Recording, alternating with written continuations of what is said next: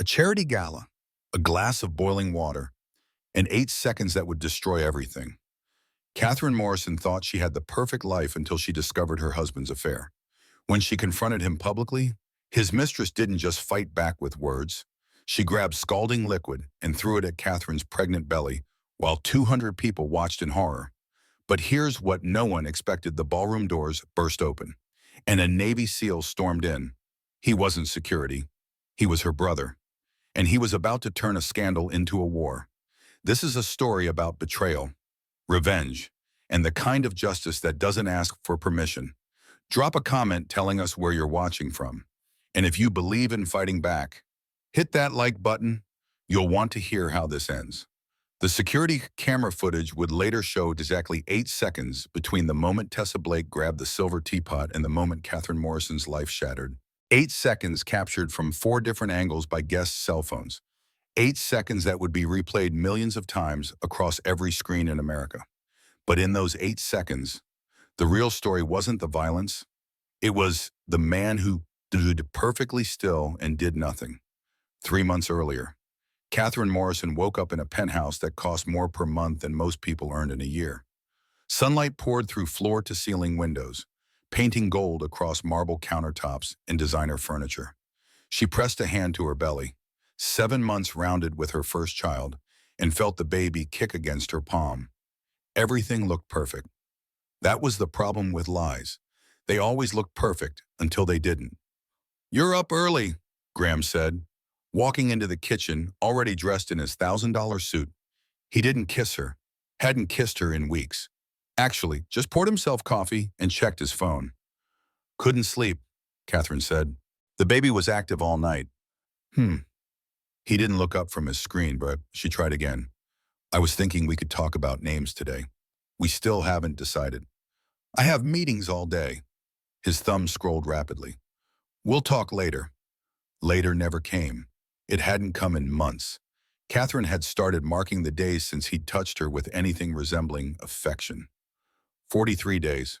Not that she was counting, except she was absolutely counting, and the number grew heavier every morning.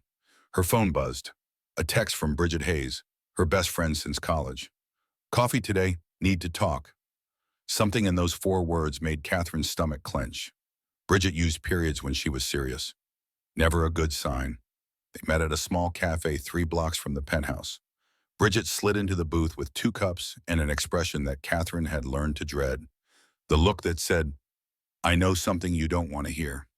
"Just tell me," Catherine said. "Graham's having an affair." The words hung in the air like smoke. Catherine felt her hands go cold around the coffee cup. "I don't think so," she said quietly.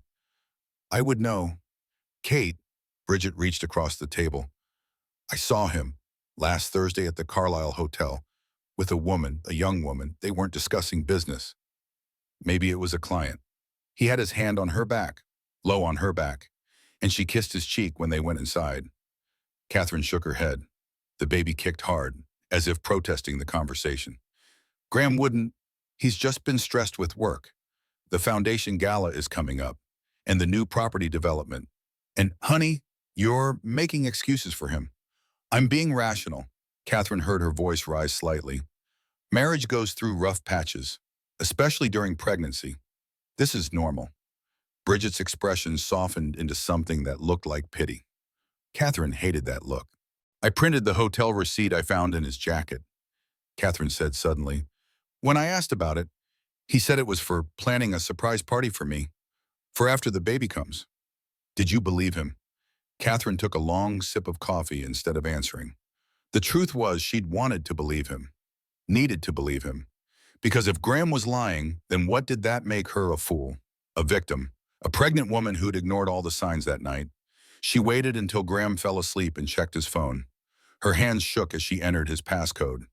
Their anniversary date. He hadn't changed it. That had to mean something, right? The text messages loaded. Most were work-related, business deals and meeting times and boring discussions about zoning permits.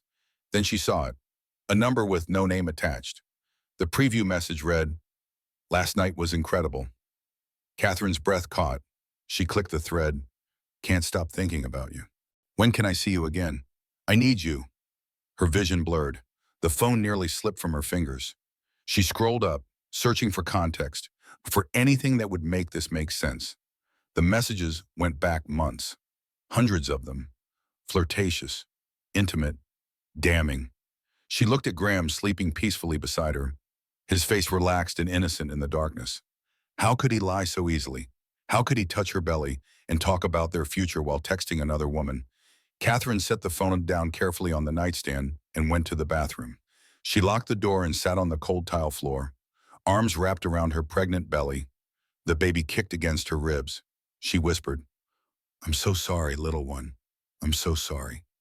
The next morning at breakfast, Catherine placed the hotel receipt on the table. "Explain this," she said. Graham barely glanced at it. "I already did. It's for your surprise party." "Why are you bringing this up again?" "Because I don't believe you." His eyes sharpened. "Excuse me. I saw the text, Graham."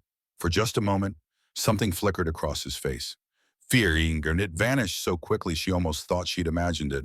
Then he laughed. Actually laughed. "You went through my phone." He shook his head. "Catherine, this is exactly what I'm talking about today. The paranoia, the hormones. You're not thinking clearly. Don't gaslight me. I'm not gaslighting you. I'm telling you the truth. Those texts were from a business associate. You're reading into things because you're emotional right now.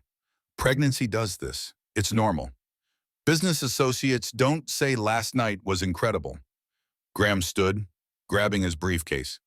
"I don't have time for this. I have actual work to do. When you're ready to apologize for invading my privacy and accusing me of God knows what, we can talk." He walked out. Catherine sat at their breakfast table, staring at the receipt, wondering how he'd managed to make her feel like the guilty one. That afternoon, she had her weekly appointment with Dr. Ruth Caldwell, her therapist.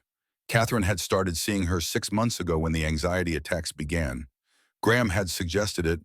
"You need professional help," he'd said. At the time, she'd been grateful. Now she wondered. "He made me feel crazy." Catherine told Dr. Caldwell, like I was the one doing something wrong. Dr. Caldwell leaned forward slightly. "Catherine, I want you to look up a term. Gaslighting. It's a form of psychological manipulation where someone makes you question your own reality and sanity." "But what if I am being paranoid? What if the pregnancy hormones are making me imagine things?" "Did you imagine the text messages? No? Did you imagine his defensive reaction when confronted with evidence? No. Then trust your instincts. They're trying to tell you something." Catherine left the session feeling both validated and terrified. Because if Dr. Caldwell was right, if Graham really was manipulating her, then what else had been a lie? Their entire marriage, every promise, every "I love you," the baby kicked hard, and Catherine pressed her hand to the spot. "I'll protect you," she whispered. "No matter what, I'll protect you." She had no idea how soon she'd need to keep that promise. The Golden Children's Hospital Charity Gala was the event of the season. 200 of the city's wealthiest donors gathered in the grand ballroom of the Waverly Hotel, diamonds glittering under crystal chandeliers, champagne flowing like water. Catherine had helped plan every detail. The ice sculptures, the silent auction, the 10-course meal. This was supposed to be her triumph. The foundation she'd built from nothing, raising millions for sick children. Instead, she felt like she was walking into a trap. "You look beautiful," Bridget said, adjusting Catherine's ivory Valentino gown. "That dress is stunning. I feel like a whale." "A gorgeous whale." Bridget squeezed her hand. "You've got this. Just a few hours of smiling and handshaking. Then you can go home and put your feet up." Catherine nodded, smoothing the fabric over her belly. The baby had been quiet all afternoon. She hoped that was a good sign. Graham was already working the room when she arrived. He moved from group to group with practiced ease, shaking hands and laughing at jokes. The perfect philanthropist. The perfect husband. Catherine watched him and felt nothing but exhaustion. "Mrs. Morrison," a young woman appeared at her elbow. "I'm Tessa Blake. Your husband asked me to introduce myself. I'm the new social media consultant for the foundation." Catherine turned and immediately understood. Tessa Blake was 26, maybe 27. Honey blonde hair, perfect makeup, the kind of effortless beauty that made magazines. She wore a red dress that looked painted on. "Nice to meet you," Catherine said, though her stomach had dropped. "The work you've done with this foundation is incredible." Tessa's smile didn't reach her eyes. "Graham talks about you constantly." The lie was so smooth that Catherine almost missed it. But she'd spent 3 months learning to recognize lies. They tasted like metal on your tongue. "Does he?" Catherine kept her voice light. "Oh, absolutely. He's so proud of everything you have accomplished." Bridget appeared beside them, reading the tension immediately. "Tessa, was it? Could you point me toward the auction tables? I'm looking for the Napa Valley package." "Of course." Tessa smiled again, that same empty expression. She walked away, and Bridget turned to Catherine. "That's her," Bridget whispered. "The woman from the Carlisle. I'm sure of it." Catherine's hands started shaking. She clasped them together to hide it. "She's here. At my event. He brought his mistress to my charity gala." "Breathe, just breathe." But Catherine couldn't breathe. The room felt too small suddenly. Too hot. All these people pretending everything was fine when nothing was fine. Her entire life was a performance, and she'd forgotten her lines. She excused herself and headed toward the bathroom. Needed air. Needed space. Needed to not scream in the middle of the ballroom. The bathroom was all marble and gold fixtures. Catherine gripped the counter and stared at herself in the mirror. 7 months pregnant. Dark circles under her eyes despite the makeup. Holding herself together with a pure stubbornness. The door opened behind her. Tessa Blake walked in, pulling out her lipstick. "Small world," Tessa said. Catherine didn't respond. She washed her hands, preparing to leave. "You know, don't you?" Tessa's voice was conversational. "About us." Catherine froze. "I can see it in your face, the way you look at him, at me." Tessa applied her lipstick slowly, meeting Catherine's eyes in the mirror. "He told me you were getting suspicious." "Get away from me. He doesn't love you anymore." "I'm sorry, but you should know. He hasn't loved you in over a year. Maybe longer." The words hit like physical blows. Catherine felt her breath catch. "He's my husband.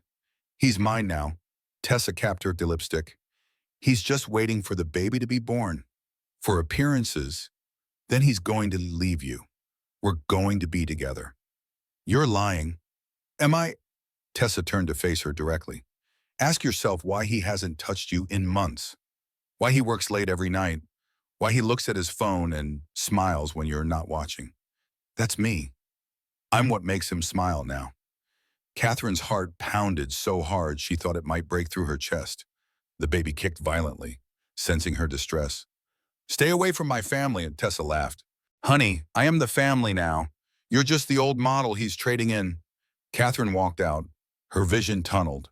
She needed Graham, needed to hear him deny it, needed him to tell her Tessa was a liar and a psychopath, and none of this was real. She found him by the silent auction, chatting with a board member.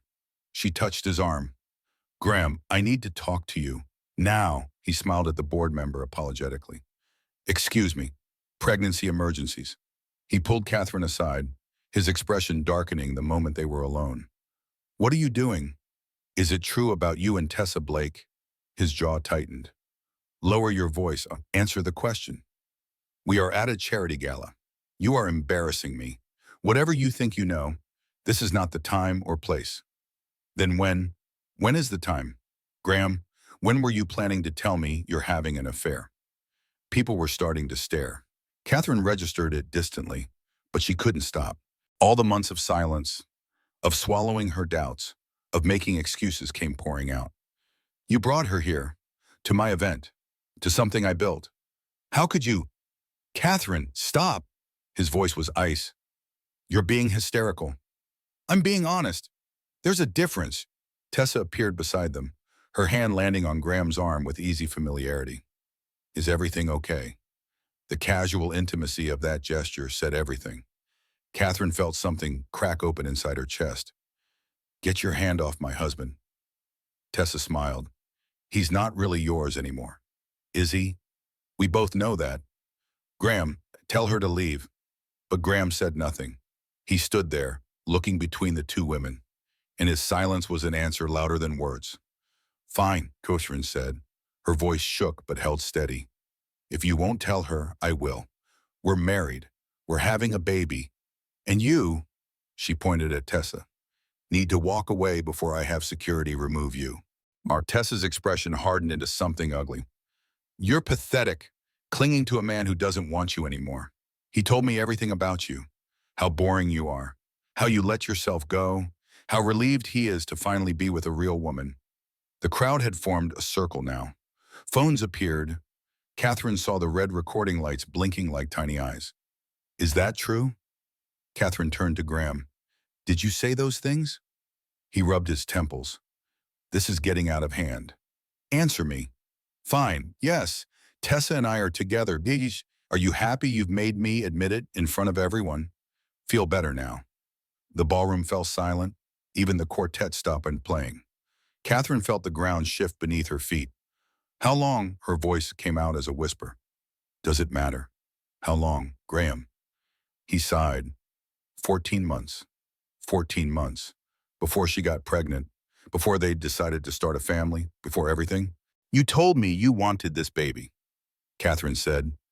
You said you wanted to be a father. I did. I do. But I also want to be happy. Tessa moved closer to him, practically glowing with victory. He deserves to be happy. You've made him miserable for years. Something snapped. Catherine stepped forward. You don't get to rewrite history. You don't get to pretend I'm the villain when you're the one who destroyed my marriage. I didn't destroy anything that wasn't already broken. Get out. Make me. The room held its breath. Catherine felt her hands curl into fists. Every eye in the ballroom watched, waiting to see what she would do. The phones recorded every second. Catherine, let's just go home. Graham reached for her arm. We can talk about this privately. She jerked away from him. Don't touch me. Don't you dare touch me after what you've done. I'm trying to help you. By humiliating me in public by bringing your mistress to my event, this is helping. A waiter passed behind Tessa carrying a silver tea service for the dessert course. Steam rose from the ornate pot. Catherine watched Tessa's hand move almost in slow motion. Watched her grab the pot's handle. Watched her eyes narrow with pure hatred. You want drama. Tessa's voice rose to a scream. You want everyone to see the truth. Here's the truth. She threw the scalding liquid in an arc. Catherine tried to turn away. Too slow. The boiling water hit her chest, her neck, the side of her face. The pain was immediate and absolute. She screamed, and the sound ripped through the ballroom like a siren. Her hands flew to her face. The skin felt like it was melting. Someone shouted. Multiple people shouted. The world became chaos and pain and terror. She fell to her knees, clutching her belly. The baby. Oh God, the baby. Bridget appeared beside her with ice, pressing it to her skin. Catherine couldn't breathe, couldn't think. The pain swallowed everything. Through the haze, she saw Graham, standing perfectly still, staring at her with an expression she couldn't read. Not horror, not concern. Something else. Something calculated. It was an accident, he said loudly to the crowd. Everyone saw it. Just an accident. Catherine's eyes met his. And in that moment, she understood. This wasn't an accident at all. The ambulance ride was a blur of sirens and pain. Catherine kept her hands pressed to her belly, feeling for kicks, for any sign that the baby was okay. The paramedic, a young man with kind eyes, kept taking her blood pressure and speaking in a calm voice that only made her more terrified. Ma'am, your baby's heartbeat is strong. Try to breathe slowly, in through your nose, out through your mouth. It hurts. The words came out as a sob. Everything hurts. I know. We're almost at the hospital.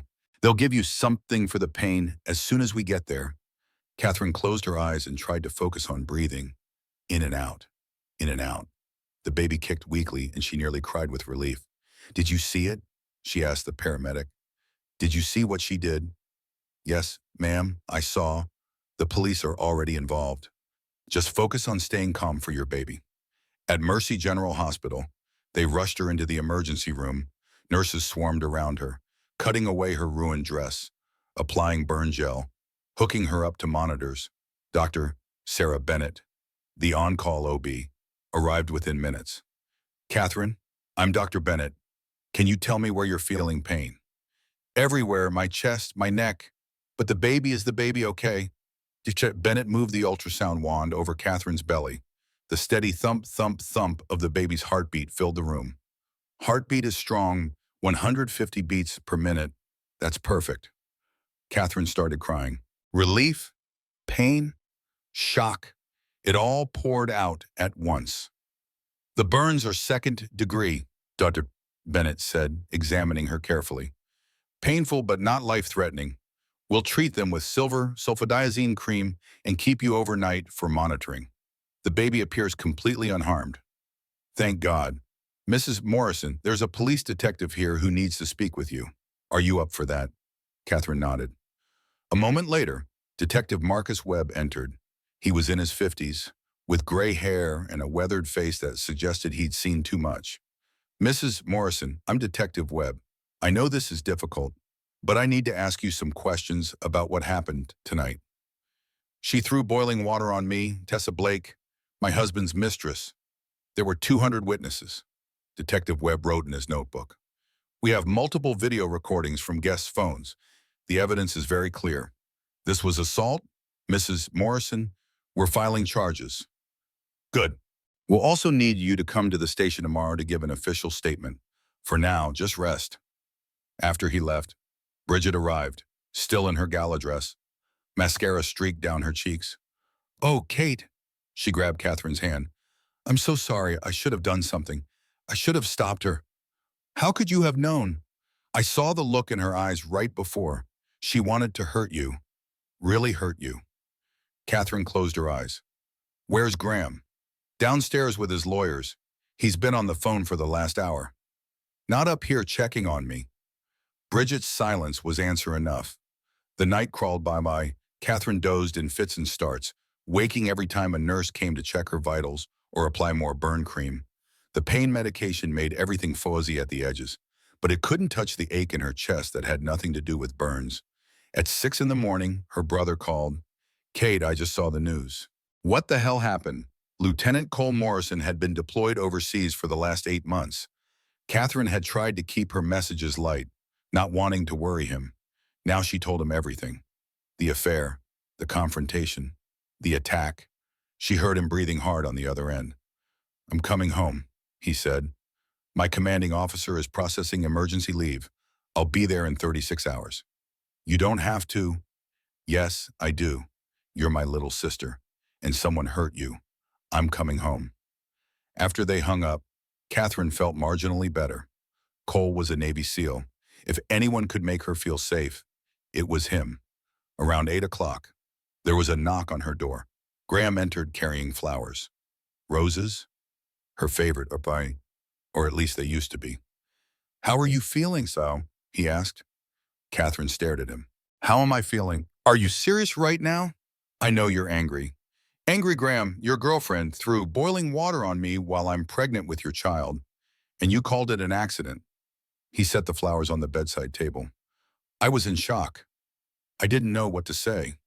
You could have said, that's the woman I've been sleeping with and she just assaulted my wife. That would have been accurate. Keep your voice down. Why worried someone will hear the truth? Graham pulled a chair close to the bed and sat. When he spoke, his voice was low and cold. Listen to me very carefully. This situation is bad. The videos are everywhere. My board is calling for my resignation. The press is camped outside our building. We need to do damage control. Damage control? That's what you're thinking about. Someone has to think clearly. You need to tell the police it was an accident, that Tessa didn't mean to hurt you, that it got out of hand but there was no malicious intent. Well, Catherine couldn't believe what she was hearing. You want me to lie? I want you to think about our family, about the baby. If this turns into a criminal trial, it'll drag on for months, years. The media attention will be relentless. Is that what you want for our daughter? Our daughter, Catherine's laugh was bitter. Now you care about our daughter. I've always cared. You stood there and watched me get burned. You did nothing. Graham stood abruptly. I'm trying to protect this family. I'm trying to keep our lives from falling apart completely. But I can't do that if you insist on playing the victim. I am the victim. I was attacked. You provoked Tessa. You publicly humiliated her. You backed her into a corner. Catherine felt something cold settle in her stomach. Are you saying I deserved it? I'm saying actions have consequences. You knew about Tessa and me. And instead of handling it privately like an adult, you made a scene. What did you think would happen? I thought my husband would protect me. I thought he'd choose his pregnant wife over his mistress. Clearly, I was wrong. Graham walked to the door, then paused. The police will be here soon for your statement. Remember what I said. Think about the baby. Think about what kind of life you want for her. He left. Catherine sat in the hospital bed, shaking. Not from pain, but from rage. He'd managed to flip the entire situation. Made her feel guilty. Made her question herself. Her phone buzzed. A text from an unknown number. Stay silent or you'll regret it. She stared at the message, then deleted it. But her hands were shaking. An hour later, a woman in an expensive gray suit entered her room. Mrs. Morrison, my name is Diane Fletcher. I'm an attorney who specializes in domestic abuse and assault cases. I didn't call for a lawyer. I know. Your brother did. He contacted me before he left his base. He said you'd need the best, and that's what I am. Catherine found herself liking Diane immediately. There was something fierce and competent in her expression. I've reviewed the videos, Diane said up in. You have an airtight case. Tessa Blake committed assault in front of 200 witnesses. We can also file a restraining order against both her and your husband. A restraining order against Graham. He threatened you, didn't he? This morning, told you to change your story. Catherine hesitated, then nodded. That's witness intimidation. It's a crime, and trust me, if he's willing to do it once, he'll do it again. I just want my baby to be safe. Then let me help you. Will you let me represent you? Catherine looked at this stranger offering her protection and thought about Graham's threat, about Tessa's attack, about the text message from an unknown number. Yes, she said. Help me? Diane smiled. Good, Beau. Then let's make sure justice is served. What neither of them knew was that Graham's next move was already in motion, and it would change everything. Catherine was discharged from the hospital with instructions to rest and monitor her burns. Bridget drove her back to the penthouse, but Catherine stopped in the parking garage. I can't go up there. I can't be with him. Then pack a bag. You're staying with me. Graham wasn't home. Catherine moved through the penthouse gathering clothes, each familiar object now feeling foreign.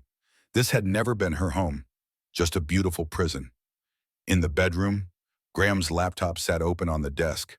No password required. Catherine's hands moved almost on autopilot. Opening his email. What she found made her blood run cold. Wire transfers from the foundation, her children's hospital charity, money moving to offshore accounts, hundreds of thousands of dollars, and every authorization had her digital signature. Oh my God, she whispered. He's framing me for embezzlement. They printed everything and fled to Bridget's apartment. Diane Fletcher arrived within the hour. These signatures are forgeries, Diane said, examining the documents. Very sophisticated ones. Someone had access to your real signatures. Why would Graham do this? Leverage, insurance. If you ever try to leave or press charges, he threatens to expose you as an embezzler. Diane's phone rang. She listened and her face went pale. The FBI is filing charges. Wire fraud and embezzlement. Federal crimes. They're coming to arrest you tomorrow. The room spun. No, this can't be happening. There's more. Graham filed for emergency custody, claiming you're mentally unstable. He submitted your therapy records as evidence. A judge granted a temporary order. If you give birth before we fight this, the baby goes to Graham. Catherine felt her knees buckle. Graham had played this perfectly. Either she withdrew the assault charges and stayed silent, or he'd destroy her completely. What do I do? Catherine whispered. We fight. Tomorrow you voluntarily surrender to the FBI. We cooperate fully and hire the best forensic accountant to prove those signatures are fake. That night, Catherine's phone buzzed. Unknown number. Drop the charges against Tessa, plead guilty, or your brother goes down too. A second text showed bank statements. Large deposits into an account in Cole's name, corresponding with the embezzlement dates. They'd framed him too. Catherine called Diane immediately. They're threatening Cole now. This is bigger than Graham. Someone with serious skills is helping him. The next morning, FBI agents arrived. They read Catherine her rights, handcuffed her, and led her out past waiting cameras.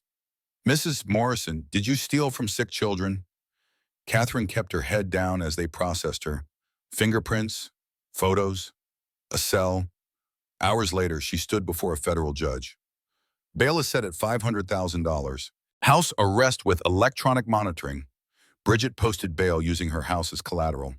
As they fitted the ankle monitor, Catherine felt numb, a prisoner in everything but name. That evening, Cole called from the airport. I just landed. I'm coming to you now. They're trying to frame you too. I know. Diane called. Let them try. I'm still coming home. When Cole arrived, Catherine broke down completely. But as they reviewed the evidence, hope seemed impossible. The case was too perfect, too thorough. At midnight, her phone rang. Unknown number. Catherine Morrison. This is Sloan Morrison, Graham's mother. We need to talk about how you're going to fix the mess you've created. Catherine's blood went cold. Graham's mother, too. I didn't create any mess. You embarrassed my son publicly, made him look weak, and now you're going to pay the price. Drop the assault charges. Plead guilty to embezzlement. Sign over custody. Do that, and I'll make sure Cole's name stays out of it. And if I don't, then your brother goes to prison with you, and your daughter goes into foster care. The line went dead. Catherine understood finally. This wasn't just Graham's revenge. This was a family operation. Sloan Morrison, with her wealth and connections, had orchestrated everything. We need to talk, Catherine said quietly. I think I know who's really behind this. Diane sat across from Catherine at Bridget's kitchen table, legal pad covered in notes. Cole stood by the window, jaw tight with controlled fury. Sloan Morrison, Chiha, Diane said. Tell me everything you know about her. Old money, Boston family. She's on the board of half the charities in the city, always controlling.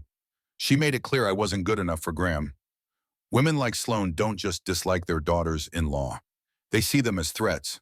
When threatened, they eliminate the problem. By framing me, by making sure you have no power. If you're in prison, Graham gets the baby. Sloan gets to raise her granddaughter exactly how she wants. Cole crossed to the table. Then we make her slip up. We bait her into making a mistake. How? Catherine asked. We give her what she wants. Make her think she's won. Get her confident.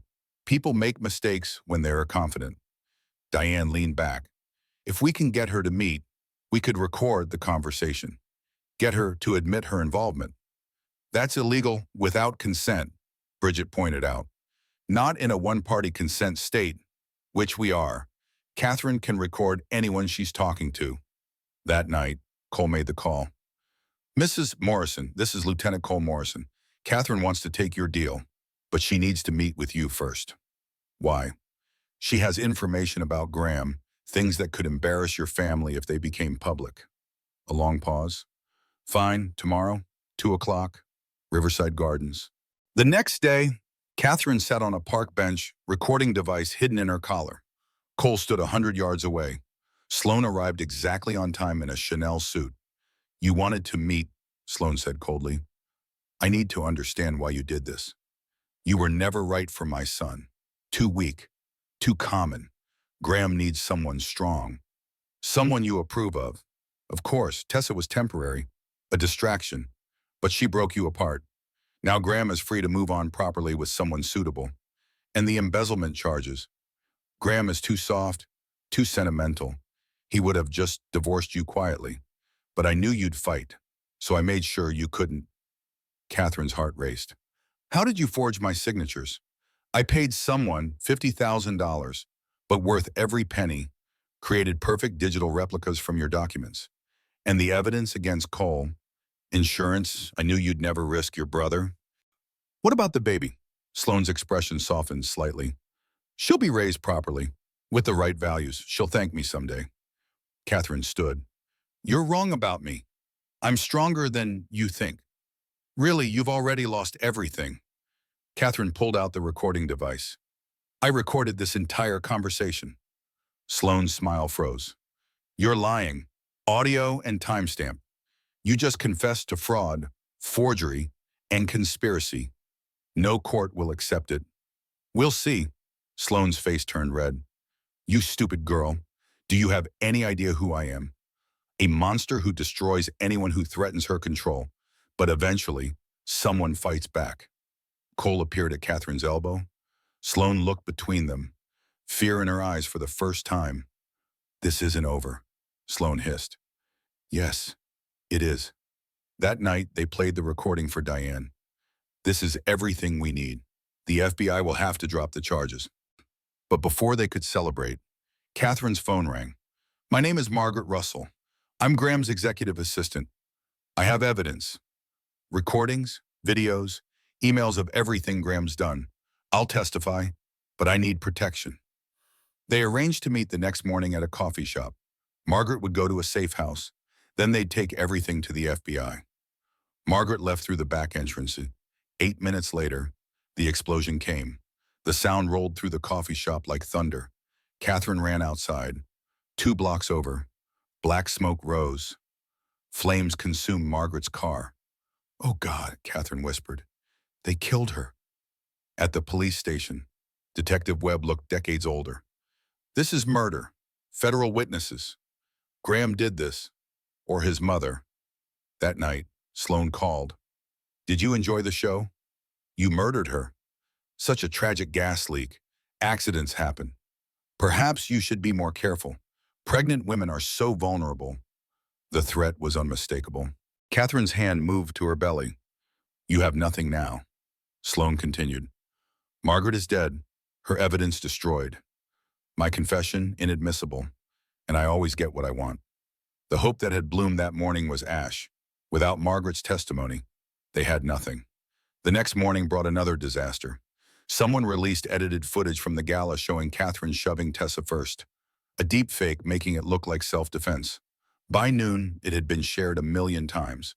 Public opinion turned again. The prosecutor called. New evidence has come to light. We're adding assault charges. We're offering a deal.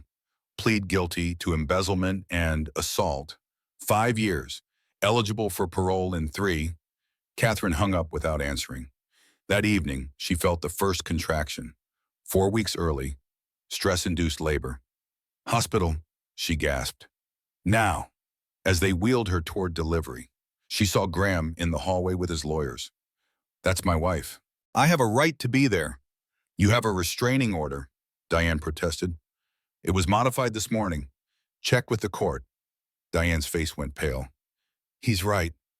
Catherine looked at Graham, at Tessa beside him, at the lawyers ready to take her baby. No, she pleaded. Please, no. But the baby was coming, and Graham would be there to take her daughter the moment she was born.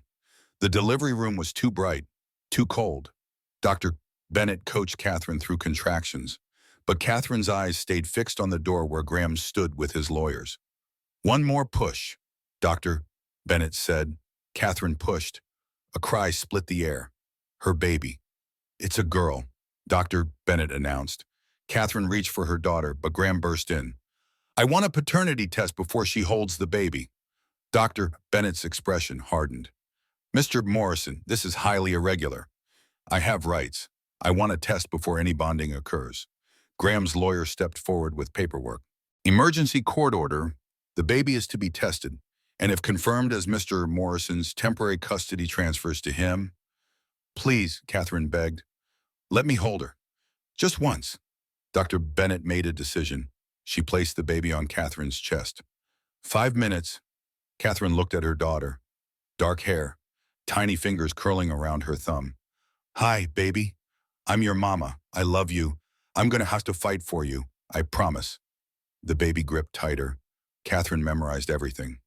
Time's up, Graham said. Nurses took the baby for testing. Catherine made sounds she didn't recognize. Animal grief. What will you name her? Graham asked. Catherine's throat closed. She couldn't speak. We'll call her Charlotte, after my grandmother. No, her name is Nora. Nora Elizabeth. That's not what the birth certificate will say. Diane stepped forward. We're appealing this. Judge Morrison has a conflict. Judge Morrison? Catherine interrupted. Graham smiled. My uncle, he's been very helpful. Of course, every system corrupted or bought. Graham carried the baby toward the door. Come on, Tessa said softly. Let's take Charlotte home. Don't, Catherine pleaded. Please don't take her. But they left. Catherine tried to get out of bed. Dr. Bennett stopped her. You'll hurt yourself. They're taking my baby, Cole appeared. I'll follow them. I'll make sure she's safe. Hours passed in the recovery room. At midnight, Bridget arrived. Cole called. The baby's at Graham's penthouse. She's okay. She's not safe. She's with him. The next day, Diane brought news. Paternity confirmed, which makes fighting custody harder. You're allowed supervised visitation. 2 hours, twice a week. 2 hours, that's all. The trial date is set. 4 weeks from now. Catherine looked out the window. I'm not going to see her grow up, am I? Diane's silence was answer enough. That night, Cole called. The baby won't stop crying. Graham doesn't know what to do. She's hungry. She needs formula. They're trying. She won't take it. Catherine heard the baby crying. The sound tore her heart. I could bring her to you, Cole said. That's kidnapping. If you're arrested, I have no one. Please, Cole, just keep her safe.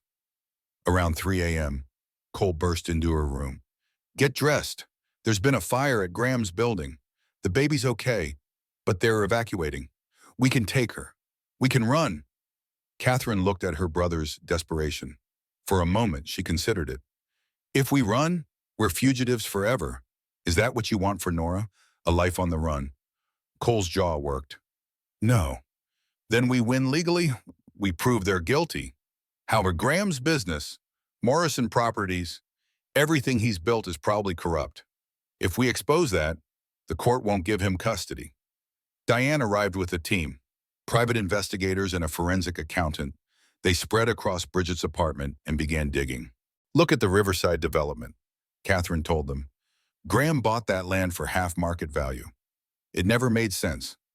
They found shell companies, suspicious payments, and finally proof that Graham had bribed city officials. This is criminal fraud, Diane said. If we take this to the FBI, they'll investigate. Graham loses credibility. Custody gets revisited. They compiled everything and delivered it to Detective Webb. 2 days later, FBI agents raided Morrison Properties. Catherine's first supervised visitation came next. A social worker brought Nora. Graham and his lawyer watched from across the room. Catherine took her daughter. Nora had been crying since Graham picked her up. But the moment Catherine held her, the baby quieted. Hi, sweet girl. Mama's here. She nursed her daughter finally. Nora latched immediately, hungry and desperate. 2 hours, the social worker said gently. 2 hours wasn't enough, would never be enough. But it was something. The courthouse steps were packed with cameras and protesters. Half supported Catherine, half called her a criminal. Catherine walked between Cole and Diane, head up, refusing to look broken. Inside, Graham sat polished and sympathetic. Sloane occupied the front row, expression serene. Tessa sat separately, having taken a plea deal. Judge Patricia Hernandez entered, brought in after Judge Morrison recused himself. One small victory. Prosecutor Angela Torres laid out the case with brutal efficiency. The forged signatures, wire transfers, missing money, all pointing to Catherine. Diane countered, painting Graham and Sloane as the real criminals, but without hard evidence beyond the inadmissible recording. It sounded like conspiracy theory. The first week was brutal. Experts testified about forged signatures. Forensic accountants explained the money trail, all pointing to Catherine. Diane tried to introduce Sloane's recording. Torres objected. Obtained through deception. Fruit of the poisonous tree. Judge Hernandez reviewed it.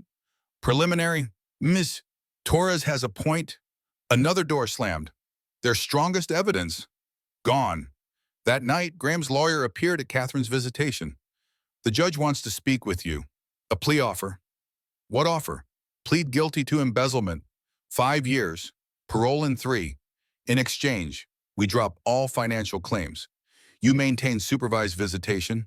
And if I don't, if convicted at trial, 15 years. And Mr. Morrison petitions to terminate your parental rights entirely. Catherine felt the room spin. 15 years. Nora would be an adult. I need to think. That night at Bridget's apartment, Catherine stared at the wall. What do I do either way? I go to prison. We haven't lost yet, Diane said. But we're losing? Cole paced. You fight. That's what you do. I'm so tired. Cole. But that night, luck turned. Cole's phone rang. A blocked number. Someone who worked for Sloan Morrison. Says they have evidence. At 3 a.m., Cole met the mystery caller. An hour later, get Diane, push Jan, we have everything. The woman was Patricia Davis, Sloan's former personal assistant. Mrs. Morrison documents everything, every payment, scheme, threat, insurance files on everyone. Where? Her Connecticut estate, in a safe in her study. I know the security codes. It was insane, illegal. But if they didn't, they had nothing. Do it, Catherine said. Cole and Patricia went that night with us, a tech expert. They found hundreds of pages, documentation of decades of crimes, including detailed notes on framing Catherine. She wrote it all down, Cole said in disbelief. They photographed everything and returned it exactly. By morning, Diane had ammunition. Before Catherine's plea decision, she requested emergency chambers meeting. Your Honor, we have new evidence. Illegally obtained. Yes, but evidence of innocence. Torres objected violently. But Judge Hernandez reviewed the documents. Her expression darkened. These implicate Sloan Morrison in multiple felonies. They also exonerate my client completely. Diane added. Within an hour, FBI agents were dispatched to arrest Sloan Morrison. The trial was suspended pending investigation. Catherine sat hardly daring to believe it. Is it over? She whispered. Not quite, but it's the beginning of over. That afternoon at visitation, Graham left the baby and disappeared. His world was crumbling. His mother arrested. His business under investigation. Catherine held Nora and felt hope for the first time in months. We might win this, baby girl. We might actually win. But she knew the war wasn't over.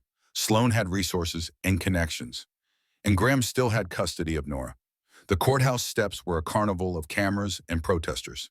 Half held signs supporting Catherine Justice for Mothers and Believe Women, while the other half called her a criminal and worse. Catherine walked between Cole and Diane, head up, refusing to look broken even though she felt shattered inside. Inside, the courtroom was packed.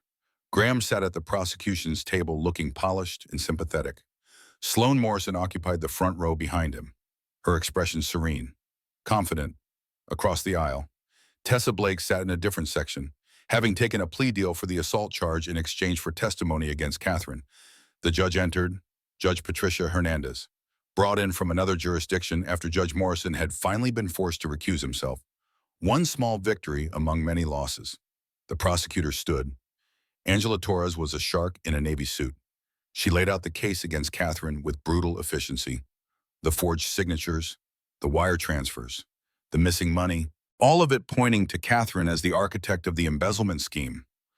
The defendant, Torres said, used her position as director of the Children's Hospital Foundation to steal nearly $5 million, money that should have helped sick children, money that she diverted to offshore accounts for her own benefit. Diane's opening was equally strong. She painted Graham and Sloan as the real criminals, talked about the abuse, the manipulation, the frame. But without hard evidence beyond the inadmissible recording, it sounded like a conspiracy theory. The first week of trial was brutal. Expert witnesses testified about the forged signatures. Forensic accountants explained the money trail. All of it pointed to Catherine. Diane tried to introduce the recording of Sloan's confession. Torres objected immediately. That recording was obtained through deception. Your Honor, Mrs. Morrison lured her mother-in-law into making those statements under false pretenses. It's fruit of the poisonous tree, Judge Hernandez considered. I'll need to review the recording in chambers. But preliminary, Ms. Torres has a point. Coerced confessions are generally inadmissible. Another door slammed shut. Catherine watched the judge's expression and knew the recording wouldn't be allowed. Their strongest piece of evidence. Gone. That night, Catherine had her regular visitation with Nora. The baby was 3 weeks old now, growing so fast. Catherine memorized everything about her, the way her fingers curled, the small birthmark on her shoulder, the sound of her breathing. "I'm trying, baby girl," Catherine whispered. "I'm trying so hard to come back to you." Graham arrived to pick up Nora early, his lawyer in tow. "The judge wants to speak with you," the lawyer said to Catherine. "Tomorrow morning, before the trial resumes." "About what?" "A plea offer." Catherine looked at Diane, who frowned. "We should discuss this privately before—" "No need, Trent," Graham's lawyer said smoothly. "The offer is simple. Mrs. Morrison pleads guilty to embezzlement. She gets 5 years, eligible for parole in 3. In exchange, we drop all claims for child support and alimony. She walks away with nothing, but she gets to maintain supervised visitation with Nora. And if I don't take it, if you're convicted at trial, which seems likely, the prosecution will push for the maximum sentence, 15 years, and Mr. Morrison will petition to terminate your parental rights entirely." Catherine felt the room spin. 15 years. By the time she got out, Nora would be an adult. She'd miss everything. "I need to think about it," she managed. "You have until tomorrow morning." That night, Catherine sat in Bridget's apartment staring at the wall. Cole paced. Diane reviewed files. Bridget made tea that nobody drank. "What do I do?" Catherine asked. "If I take the deal, I go to prison. If I fight and lose, I go to prison longer." "We haven't lost yet," Diane said. "But we're losing. You know we're losing." Diane couldn't argue. The trial wasn't going well. The jury looked skeptical every time they tried to implicate Graham. Without Margaret's testimony or Sloane's confession, they had nothing but circumstantial evidence and conspiracy theories. 5 years, Catherine said quietly. "I'd get out when Nora's 5. I'd miss so much, but at least I'd see her again. At least I'd have some relationship with her. You'd also have a felony record," Diane pointed out. "You'd never work in finance or nonprofit again. You'd be a convicted felon for the rest of your life. But I'd be alive. I'd be free eventually. And I'd be her mother." Cole stopped pacing. "You're actually considering this?" "I don't know what else to do." He knelt in front of her. "You fight. That's what you do. You fight until there's no fight left." "I'm so tired." "Cole, I know. But you're also innocent. And if you plead guilty, they win. Graham and Sloane get exactly what they wanted. They destroy you and take Nora. They're going to take her anyway. Not if we find something. Not if we get lucky. We've been trying for weeks. There's nothing to find." But that night, luck finally turned in their direction. Cole's phone rang at 2 in the morning. A blocked number. He answered, listened, and his expression changed. "Who was that?" Catherine asked, woken by his movement.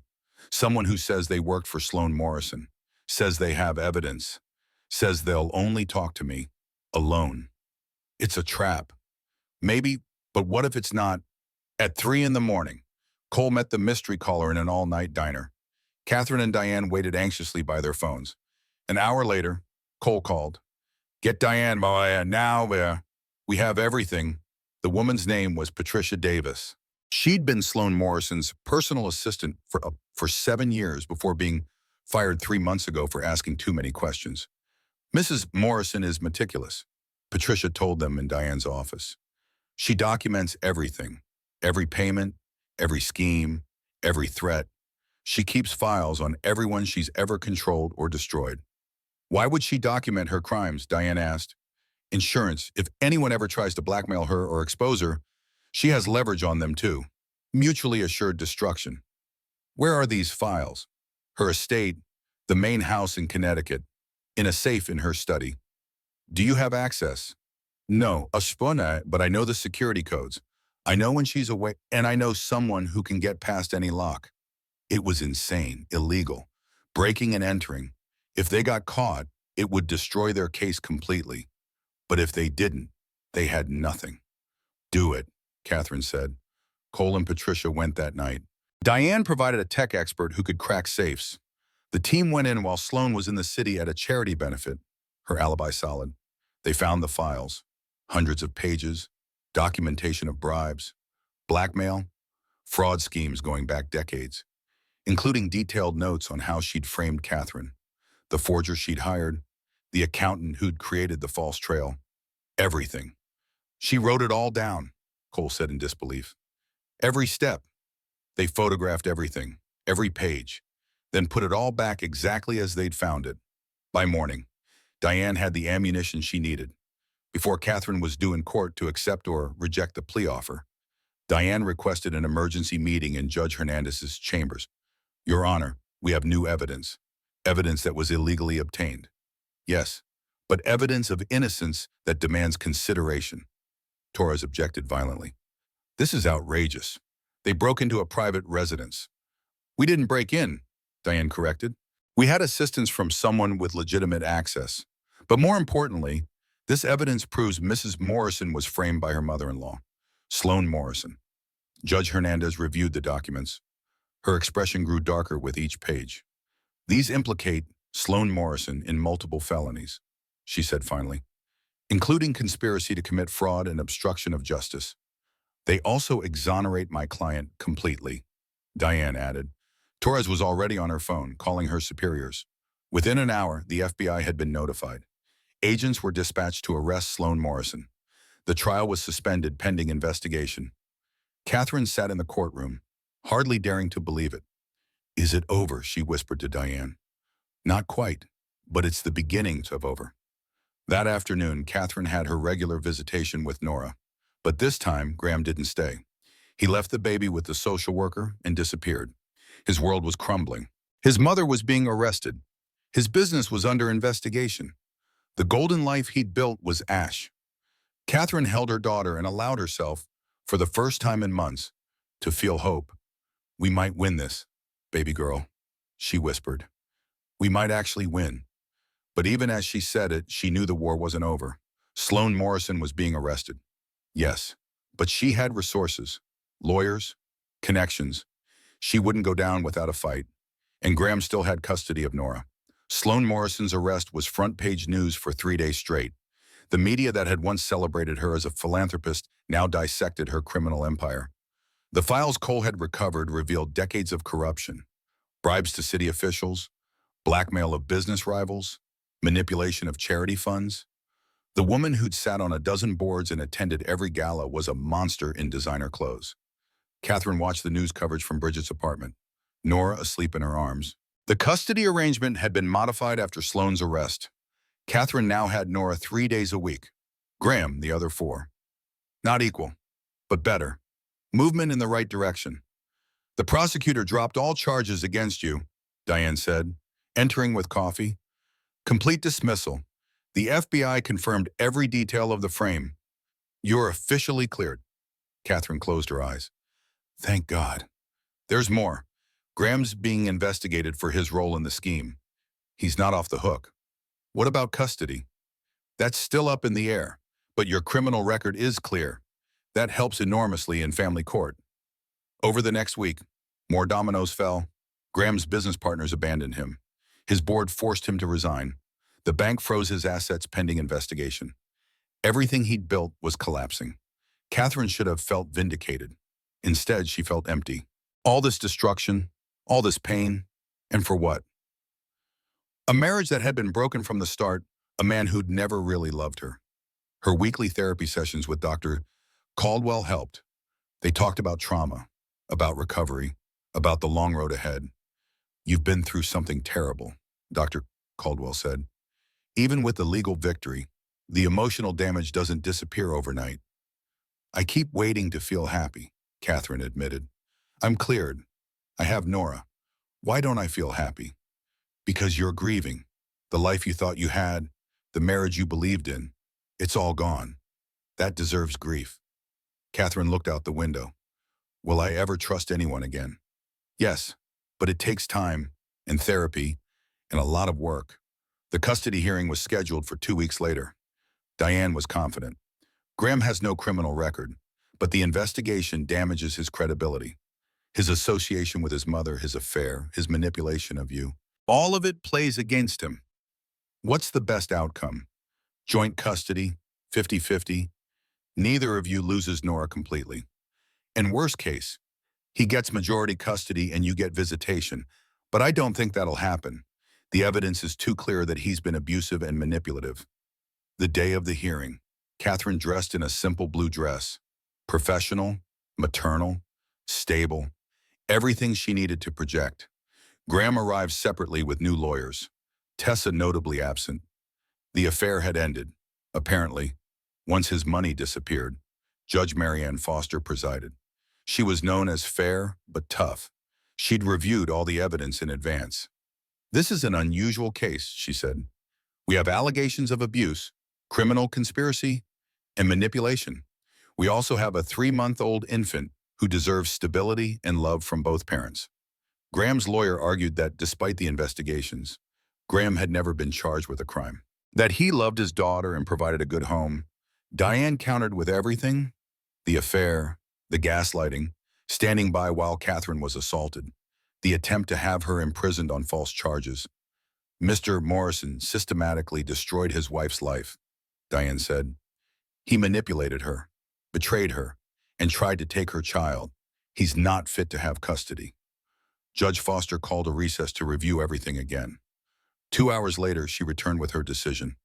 "I'm granting primary physical custody to Catherine Morrison," she said. "Graham Morrison will have supervised visitation every other weekend, with the possibility of unsupervised visitation pending completion of counseling and anger management courses." Catherine felt her knees buckle. Diane caught her. "You won," Diane whispered. "You actually won." Graham's face was stone. He stood, buttoned his jacket, and walked out without a word. No goodbye to his daughter. No acknowledgement of the judgment. Just gone. That night, Catherine sat in her new apartment, small but hers, with Nora asleep in a bassinet beside her. Cole had helped her move in that afternoon. Bridget had brought groceries. Diane had left flowers with a note, "To new beginnings." Catherine looked at her daughter, perfect and small, and hers. Finally, legally, unquestionably hers. "We did it, baby girl," she whispered. "We survived." Her phone rang. Unknown number. She hesitated, then answered. "Catherine Morrison." A woman's voice. Familiar, but she couldn't place it. "Who is this?" "This is Tessa Blake. I know I'm probably the last person you want to hear from." Catherine's grip tightened on the phone. "What do you want?" "To apologize. I know it's too little, too late, but I need you to know I'm sorry. Graham manipulated me too, made me think you were the villain. I see now that I was wrong. You threw boiling water on me while I was pregnant. I know. I'll regret that for the rest of my life. I took a plea deal. I'm doing community service and anger management. But more than that, I wanted you to know the truth. Graham used me. He promised me everything and delivered nothing. He's a monster. Catherine, I just wish I'd seen it sooner." Catherine didn't know what to say. Part of her wanted to hang up. Part of her wanted to scream. But a small part, the part that was learning to heal, recognized another victim. "I can't forgive you," Catherine said finally. "Not yet. Maybe not ever. But I believe you were manipulated. That's more than I deserve. I just wanted you to know. I hope you and your daughter have a good life." The line went dead. Catherine sat holding the phone, processing. Tessa had been a victim too. Different circumstances, different manipulation, but still a victim of Graham and Sloane's games. A week later, Sloane Morrison's trial began. Catherine was called as a witness. She walked into that courtroom and looked at the woman who tried to destroy her. Sloane sat perfectly composed in an expensive suit, her expression showing nothing. But when her eyes met Catherine's, something flickered. Fear, regret, it was gone too quickly to tell. Catherine testified about everything. The threats, the frame, the recording. She spoke clearly and calmly, refusing to let Sloane see her shake. "Did you steal from the Children's Hospital Foundation?" the prosecutor asked. "No, I loved that foundation. I built it from nothing. I would never have heard it." "Who did steal from it?" "Graham Morrison, with his mother Sloane Morrison's knowledge and assistance. They used my forged signatures to cover their tracks." The defense tried to rattle her, but Catherine stayed steady. She'd survived too much to break now. The trial lasted 3 weeks. In the end, the jury took 4 hours to reach a verdict. Guilty on all counts. Sloane Morrison was sentenced to 15 years in federal prison. Catherine was in the courtroom when the sentence was read. She watched Sloane's composure finally crack. The woman who'd controlled so much, who'd destroyed so many lives, was finally facing consequences. As they led her away, Sloane looked at Catherine one last time. "You won," she said. Just that. No apology, no explanation, just acknowledgement. "Yes," Catherine replied. "I did." Graham's trial came 3 months later. He was convicted of conspiracy and fraud. 10 years. He'd be in his late 40s when he got out. Nora would be a teenager. The day of his sentencing, Catherine brought Nora to the courthouse, not inside, but outside. She wanted Graham to see his daughter one last time before he went away. They stood on the steps as he was led out in handcuffs. He stopped when he saw them. Catherine held Nora up slightly. Let him see her face. "She's beautiful," Graham said, his voice breaking. "Take care of her." "I will." "Catherine." He stopped, seeming to struggle with words. "I'm sorry for them, for everything. You deserve better." It was the first honest thing he'd said to her in over a year. Catherine nodded once. Then she turned and walked away. She didn't look back. 2 years later, Catherine stood in front of a small community center, holding bolt cutters. A red ribbon stretched across the entrance. Nora, now 2.5 years old, sat on Cole's shoulders, clapping her hands. "Ladies and gentlemen," Catherine said to the assembled crowd, "welcome to the Morrison Foundation for Survivors." She'd kept the name deliberately, reclaimed it, made it mean something good instead of something tainted by Graham's family. The center provided resources for domestic abuse survivors, legal help, counseling, job training, and temporary housing.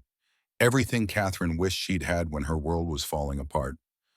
"This foundation exists because I survived," Catherine continued. "Because my brother fought for me. Because good people refused to let me fall through the cracks. And now we're going to be those good people for others." She cut the ribbon. Applause erupted. Nora squealed with delight. Inside, the walls were painted bright colors. Cheerful. Hopeful. The opposite of the darkness Catherine had lived through. Diane had volunteered to provide free legal consultation 1 day a week. Dr. Caldwell would offer therapy sessions. Bridget had organized donation drives. "You did it," Cole said, approaching with Nora still on his shoulders. "You actually did it." Catherine took her daughter from him. Nora wrapped her arms around her mother's neck and pressed her face against her shoulder. The gesture of complete trust and love never failed to make Catherine's heart ache. "We did it," she corrected. "All of us." Life had found a rhythm. Catherine worked part-time at the foundation and part-time as a consultant for other nonprofits. It wasn't glamorous, and it didn't pay as well as her old life. But it was honest work. Work that mattered. Nora was thriving. Happy, healthy, meeting all her developmental milestones. She'd started calling Cole Uncle Cole and Bridget Bridget Auntie B. She had no memory of the chaos she'd been born into, just love and stability. Graham called from prison once a month. His visitation rights were supervised and limited, but he never missed a call. The conversations were stilted, awkward. He didn't know how to be a father from behind bars, but he tried. Catherine gave him credit for that. "How is she?" he asked during one call. "She's good." She said her first full sentence last week. "I want Cookie." A pause. Then, "I wish I'd been there for that." "So do I." There was nothing else to say. The past couldn't be changed, only learned from. Sloane never called, never wrote. As far as Catherine knew, she sat in her federal prison cell and thought about nothing but her lost empire. Some people never learned. On a Tuesday afternoon, Catherine took Nora to a park. They fed the ducks, played on the swings, and ate ice cream. Normal things, beautiful things. "Mama," Nora asked, her face sticky with chocolate. "Happy." Catherine felt tears prick her eyes. "Yes, baby, Mama's happy." And she was, not perfectly happy. She still had nightmares sometimes, still flinched when she saw men who looked like Graham, still struggled with trust and anxiety and the 1,000 small scars trauma leaves behind. But she was healing, slowly, steadily healing. That evening, Dr. Caldwell asked her the question she asked every session. "If you could talk to yourself 3 years ago, what would you say?" Catherine thought about it, thought about the woman she'd been, trapped in a penthouse prison, making excuses for a man who didn't love her, desperate to believe the lies. "I'd tell her she's stronger than she knows," Catherine said finally, "that the pain won't last forever, that her daughter will be worth every second of the fight." And would she believe you? Probably not, but she'd find out anyway. On Nora's third birthday, they had a small party. Just Cole, Bridget, Diane, and a few kids from Nora's playgroup. Simple and perfect. Nora wrapped around in a princess dress, her laughter filling the apartment. Catherine watched her and felt something she hadn't felt in years. Complete peace. "Well, you look happy," Bridget said, handing her a glass of wine. "I am. Isn't that strange after everything? I'm actually happy. Not strange. Deserved." That night, after everyone left and Nora was asleep, Catherine sat on her small balcony and looked at the stars. She thought about Margaret Russell, who'd died trying to help her, about all the women who'd been silenced or destroyed by men like Graham.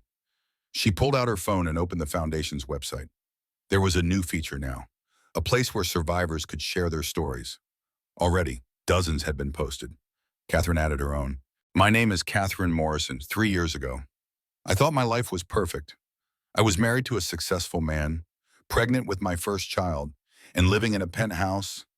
I didn't know I was living in a prison. When I discovered my husband's affair, when I was attacked at a charity gala, when I was framed for crimes I didn't commit, I thought I'd never survive. I thought they'd win. But I had people who believed in me, a brother who never gave up, friends who stood by me, lawyers who fought for justice, and most importantly, I had a daughter worth fighting for. If you're reading this and you're scared, if you think you can't escape, if you believe you're trapped forever, I want you to know something. You're stronger than you think. The pain won't last forever, and somewhere there are people who will fight beside you. Don't give up. Never, ever give up." She hit publish. Within minutes, comments started appearing. "Thank you. Me too. This helped. You're not alone." Catherine smiled and closed her laptop. The city glittered beyond her balcony, full of life and possibility. Her daughter slept peacefully in the next room. Her brother was a phone call away. Her future, for the first time in years, belonged to her. They'd tried to bury her, tried to break her, tried to erase her. They'd forgotten that buried things don't always die. Sometimes they grow,